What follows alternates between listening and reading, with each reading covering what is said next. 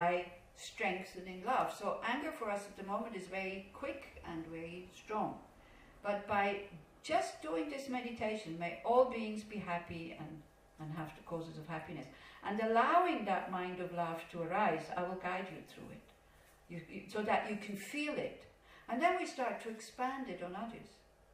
Then the level of, like, the strength of anger that is sitting decreases, and the level of love, or the strength of love, increases. So maybe there's still a short moment of look, but then with awareness that you train in the morning meditation or at home, you see the and then you can exchange it with love when the anger is not fully exploded yet. Yeah. So at the same time we strengthen the muscle of love, it weakens the muscle of anger. So this is why. Actually, there's a very nice saying from the Buddha. Maybe I read it to you. He taught this practice. He taught to his son Rahula. So there's a sutra that says, Rahula, practice loving kindness to overcome anger. Loving kindness has the capacity to bring happiness to others without demanding anything in return. So each of these mental factors has what is called a near enemy. So the direct enemy to love is anger, that is clear. The near enemy is attachment. Attachment. Because attachment looks like love, but is not. Attachment also wants somebody to be happy. But I have to be the one who makes the other person happy. There, if somebody else comes and makes the person even happier than I make the person, and then we get angry and jealous and feel destroyed. You see, if in a relationship, and I know this is very high thinking, but it's true. If you think you love that person, and the person just loses interest in you, if you really love the person, you let the person go. And if you see that the person is much happier with somebody else, you should be so happy if there is love. What you mistake for love is attachment. I want that person near me. Why? Because that person makes me happy. No, you need to turn on the light, Itzik, because of the camera. So love doesn't want anything in return. Okay. Can you read it again, please? Rahula, practice loving kindness to overcome anger. Loving kindness has the capacity to bring happiness to others without demanding anything in return. So when we have these strong feelings for somebody, we have to check. How would I feel if I see the person now smiling at somebody else? We know smile makes happy mind. So if I feel okay with it, fine, then it's love. The strong feeling is love. If it's kind of, no, then it's attachment. And you can change attachment into love by being conscious of your attachment. But we're not conscious of our attachment for being, and we think it's love. And then it becomes dangerous, because attachment has expectations. Attachment wants something back. Love doesn't want anything back. I think the closest one comes to love is children and grandchildren. That's the closest you come to pure love. It's still attached because they're mine. But you're not expecting them to be kind to you. If they're not, you're able to forgive. You still hope for it, that's fine. Because you see that they have an easier life when they have kindness, when their mind is filled with kindness. Yeah? That's why you want it. But if they're not kind to you, you don't feel as hurt if it's a friend or your partner. Because when you have love for somebody else, you become invincible, unconquerable. They cannot hurt you. It's still unpleasant when they say, I hate you. But it will, like they say, like pearls of water that roll down on a lotus leaf. Have you seen lotus leaves? It's like as if they have wax. So then the water makes like little pearls. And you tilt the thing, it leaves, there's no wetness remaining on the thing. So if you have love, these hurt feelings or whatever is like this water. But if you have attachment, then the hurt that somebody is giving you is like grass that grows after the rain in the desert. Like, very strong. Yeah? Then, practice compassion to overcome cruelty. Actually, I have this on computer, so if you want, I send it to Rita, and then she can send it to you. Oh, this is quite nice. It has very good definitions of what is what. Yeah? Practice compassion to overcome cruelty. Compassion has the capacity to remove the suffering of others without expecting anything in return. So compassion is stronger than love. Compassion wants to free others from suffering, so it engages. Yeah? It hurts. Compassion is the sore spot that we have in our heart. That's how Trungpa Rinpoche describes it. And he says, it is not always very practical when it comes up, because it makes us cry. But when you have compassion for somebody else who is not so close to you, you can have tears in your eyes, but then the mind becomes calm again. If it's for you, it's like, and for your loved ones, like, ooh, you know, when it's mixed with attachment also, it's very difficult. So cruelty is like inflicting suffering is cruelty. So the near enemy to compassion is pity.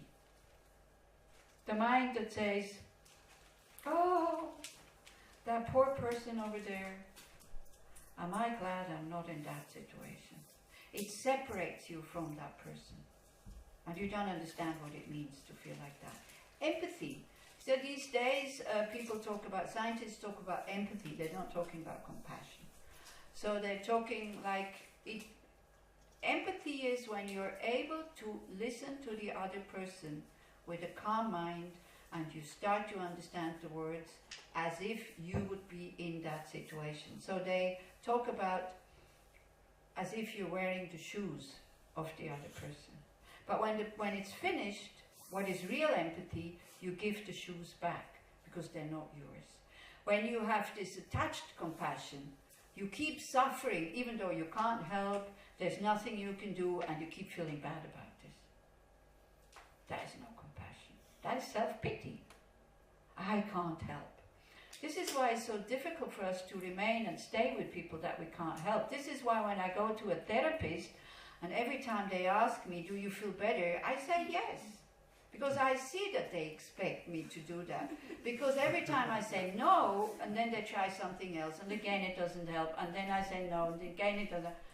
Then I just say, like, just because I say, it's okay, just leave it. No, let's try this. If I say yes, it helps, then they leave me alone. If it's serious and I need to say, no, there's still pain, I say there's still pain. But all these therapies that people sometimes offer me, it's like, yeah, come on. It's like, okay, it's okay, thank you very much. But it's like, it will go away at one point, I know, so let's just leave it like that. And I feel the expectation from them to tell me that I do feel better. And I see when I feel a little bit better, I tell them that I feel better. That makes them so happy. As a bodhisattva, you have to learn to stay with people, just to be there. Even you can't help. And I think if you do spiritual care, that's your main task, to learn. To be there as a useless person and still be relaxed. This is what we have to learn. That's difficult. That's very difficult. So you see, after having, that's the last step actually. After having learned how to be of benefit to others, we have to learn to be useless. So that if they don't want us to help, we just still open heart, still there, not disturbed. And that's not easy. Yeah. Because very often with our compassion we go too far. Again, the same as with attachment. I want to help you. Let me help you. They say no, it's no. Leave them alone. But keep an open heart. And sometimes wise compassion is you keep away and you allow the other person to find their own ways out of the problem also. Because sometimes they have to fall very, very deep in order to make the step out of it. And sometimes they will not make the step out of it. I'm talking about addiction and drugs. It's a very difficult situation if one of your loved ones is in such a situation. This is why we have professional people also that we should involve, who give you this advice actually. But it's very difficult. Or you can also go, you know, when the situation is hopeless, and you can also go just with the attitude, I know it won't help, but I still go. It will make the person feel better just for a short moment. I know he or she will not have the strength to kick the habit, but I just go to signal I'm there. Yeah. See, we're not Buddhas. This is why we have to attain full enlightenment. Then we will know, should I stay away now? Is he or she strong enough to get out of it? Or if I'm not going now, then he or she commits suicide. This is always the biggest fear. When you have people who are very depressed or this and that, you feel that you're going is not really helping, and they're really using you and sucking your energy, and they're not making any steps to get out from that situation. But then there's the fear, if I'm not going, they're going to kill themselves, because very, very often they make that threat. Now, I have no good solution for that either. I don't know. And then, you know, just one good solution. Please, please, please, do not commit suicide. No matter how difficult your life is, go and ask for help somebody. There's always somebody who can help. There's always something that will continue. But please, do not commit suicide. What it does to the people that you leave behind is horrible. They will never be able to get rid of that guilt. I should have done, I should have this, I should have that. Why are they not able to get rid of the guilt? Because too much self-pity there. Thinking I'm God or I'm like a Buddha, I can save that person's life. You cannot. If people try to commit suicide, they will do it at one point or the other. It's not your responsibility. But I see it always, the first reaction is, instead of thinking about the person who has died and starting to make prayers and practices for that person, we sit there totally horrified. Especially if it's a Buddhist group. What will people think of us? I've heard this argument. You should not commit suicide because you're part of a Buddhist group. And then how will people look upon us? And especially as a Buddhist Sangha, you feel very guilty when one of your Sangha members is in a bad state and commits suicide, because you should have noticed it. Well, how? If they don't say anything.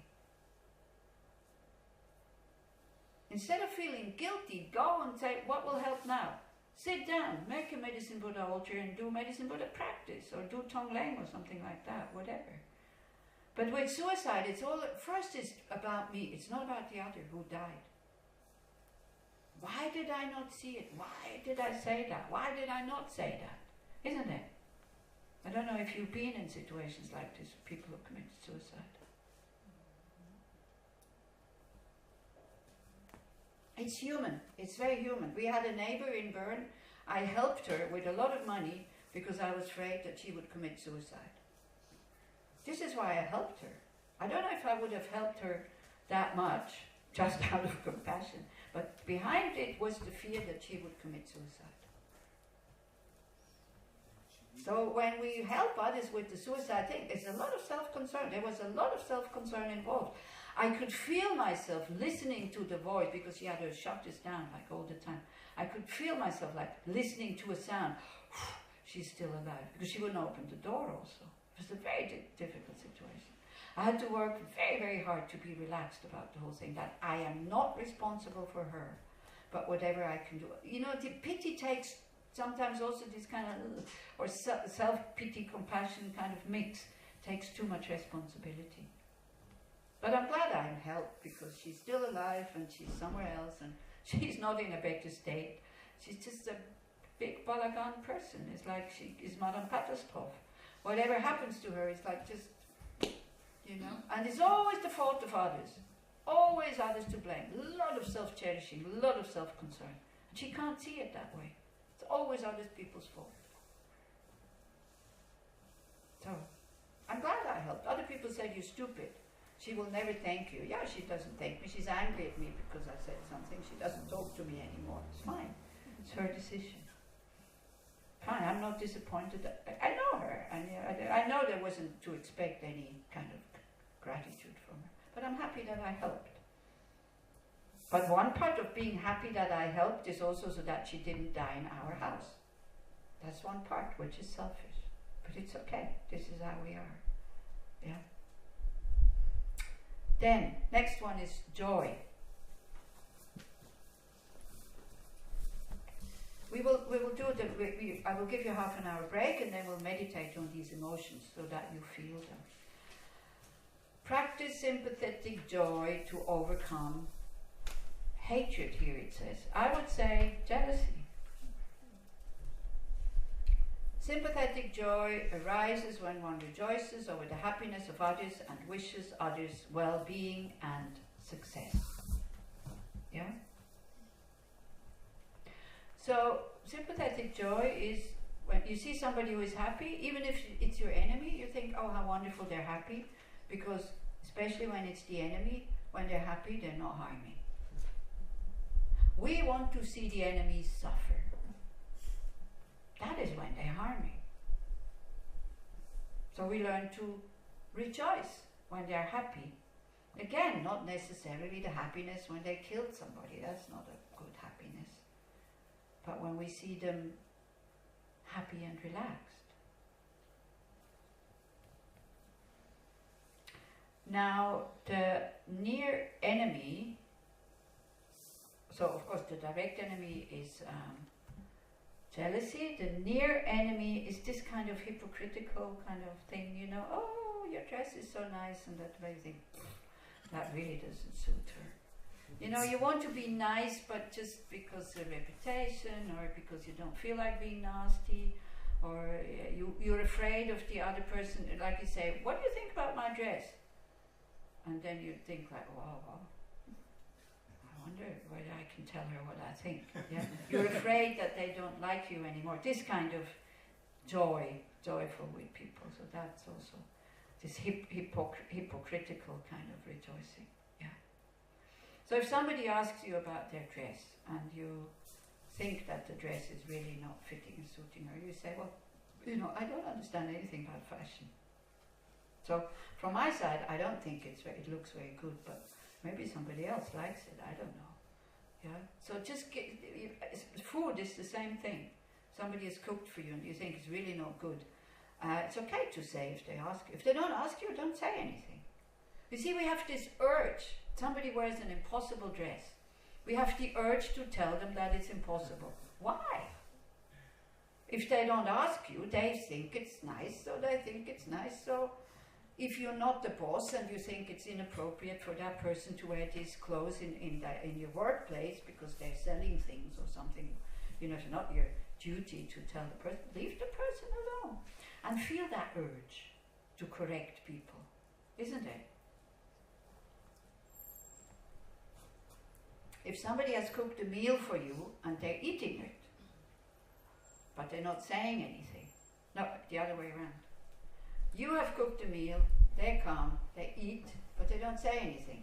Can you prevent yourself from asking, is it good? No way. No way. Cannot. Then again, just look at the urge. Because if he or she is eating and even wants more, so maybe for the first plate we are able to not say anything, then they want more, then again, we need an affirmation that it's good. So, this is how weak we are. This is how we are depending on praise. Yeah? And we all know kind of tastes are different. So what you think is good. So it can end in an argument, this whole thing. Because if then you ask, this happened, I was with a couple at one point. And so she made lunch. He didn't say anything. Then she asks him, is it good? And he says, well, the sauce is a bit thin. And then she starts to get angry and say, wow, but you know, what is this, and this is how it is usually, and blah, blah, blah, blah. And he said, he was very calm. He said, well, You asked me how it was. I just told you. And then then it was finished. Like the fight was finished. But he could have said that with anger. But you asked me.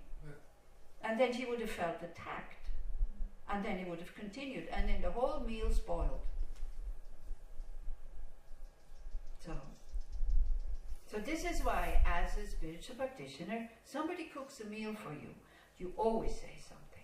Because you know from your own experience, they expect it. So we can turn again the whole thing around. Do you always say when somebody cooks for you that it is good? No. If it's good. Or say thank you for the meal. Yeah? You see, every food is better than no food, so it's always good. No food would be really no good. That's the sentence we had from our parents. This is why I always, or most of the time actually, finish my plate. I didn't finish it what you brought me yesterday, because also you didn't ask. I would have told you, no thank you, I don't want any food.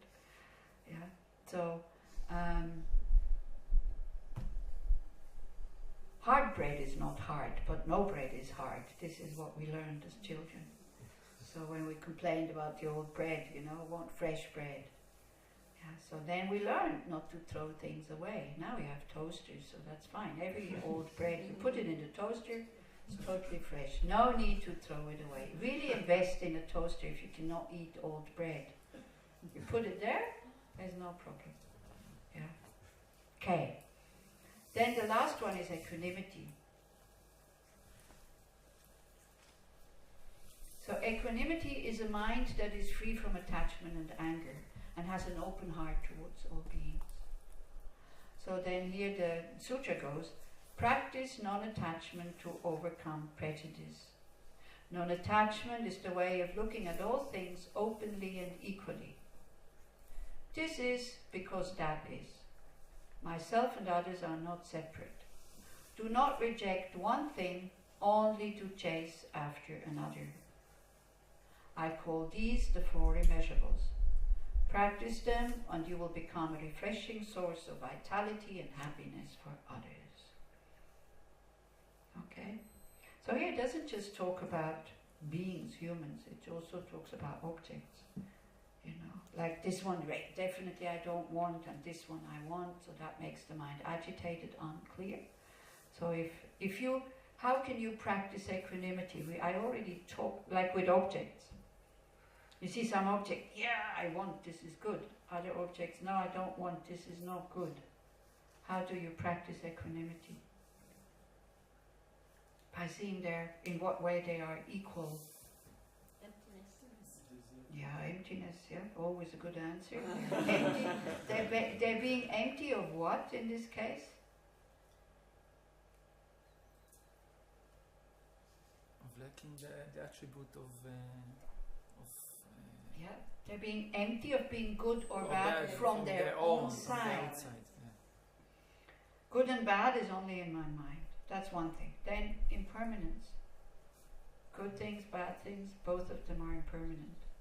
And as long as we keep good things, bad things, as good things, bad things in the mind, they're bound up with suffering. Disappointment when the good things go, suffering when the bad thing is here. All these disappointments that we had until now, if we wouldn't have so many expectations how things would be, we would not suffer from losing things. See, my brother died very young, 48, 20 years ago. His wife is still suffering. Her life stopped when he died, and nobody can take away that suffering from her. I tried, it doesn't work. I would say she would be a happier woman if she wouldn't have met my brother. Because she was a happy woman before she met him. It wasn't that he took her out of depression. But for somebody who loses somebody that is so close to them to understand, they can't understand it. She's not practicing anything, and she's very sensitive, like she's very quickly hurt. If I would tell her that she was also a happy person before she met my brother, so therefore she should be able to be happy when he's gone, it would be heartless to tell her that. She would not understand from which point I'm coming. So I'm not telling her that. But I'm telling you, so in case your partner dies, leaves you, cheats on you, whatever, so that you can continue your life. Or even when your children die, also for some parents, like, life finished. Because they think, I wasn't there to protect them. How can you be with your children 24 hours a day? You cannot.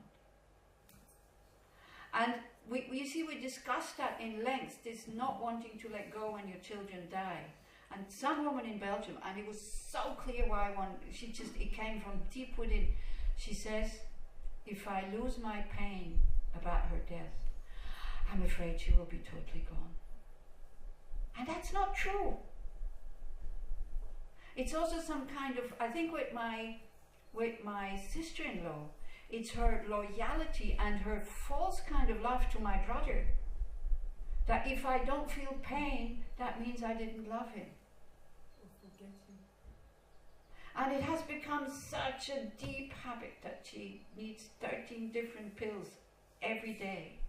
First it was just depression, then it ruined her stomach, then it ruined some other part, and then it affected her mind, and then it was cortisone, and now she's in and off hospital. Her body totally finished. The mind is, thanks to these medicines that she's taking, in a kind of even state. But she has neither joy nor pain. But the body, because of these medicines, totally finished. There's a lot of body suffering on top of it. So this is what I'm saying. I'm telling you these things now, because that is samsara. If you do not want to have situations like this, you need to attain awakening.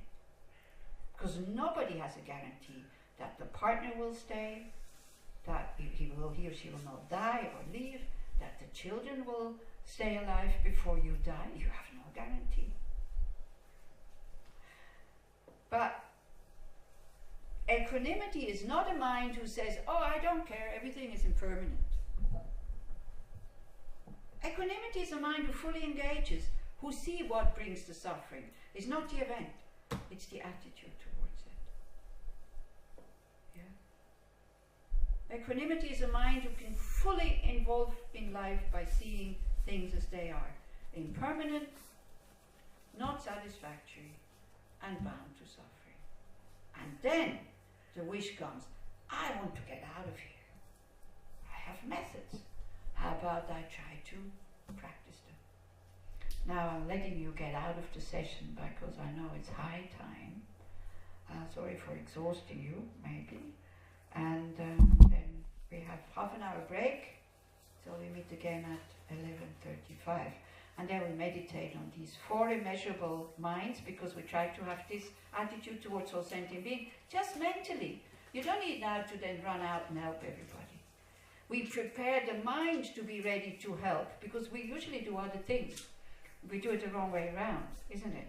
We want to help, but the mind is not prepared. The mind is full of self-cherishing, but we want to help, and then of course we crash, because nothing has come back, because we didn't see that, we expected something. Whereas you prepare the mind to have compassion for all beings, the mind will do it automatically. The same way as you reach out to a small child who fell down.